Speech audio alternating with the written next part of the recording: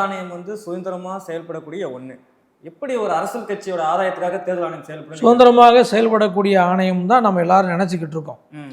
ஆனால் உண்மையிலேயே இப்போ தேர்தல் ஆணையம் என்பது கடந்த சமீப கால வரலாற்றில் இந்தியாவுடைய அரசியலமைப்பு சட்ட நிறுவனங்கள் என்று சொல்லப்படக்கூடிய தேர்தல் ஆணையமோ நீதித்துறையோ அல்லது சிபிஐ மத்திய புலனாய்வு கழகமோ அல்லது அமலாக்கத்துறை, இது மாதிரி எல்லாமே வந்து அரசியலமைப்பு சட்டத்தின்படி இயங்கக்கூடிய நிறுவனங்கள், சுயேட்சையான நிறுவனங்கள். அந்த எல்லா நிறுவனங்களும் இன்றைக்கு வந்து கடந்த 11 ஆண்டு கால பிஜேபி ஆட்சியில் ஆர்எஸ்எஸ் பிஜேபியினுடைய கைப்பாவையாக மாற்றப்பட்டிருப்பதை தான் நம்ம பார்க்குறோம். அது வந்து பல விஷயங்களில் வெளியே தெரியுது. அது அமலாக்க பிரிவு ஓப்பனாக பகிரங்கமாக ஆளுங்கட்சிக்கு ஆதரவாக, ஆளும் பிஜேபிக்கு ஆதரவாக இருக்குது. சிபிஐ அப்படி தான் இருக்குது. அதெல்லாம் நம்ம நிறைய பார்க்குறோம்.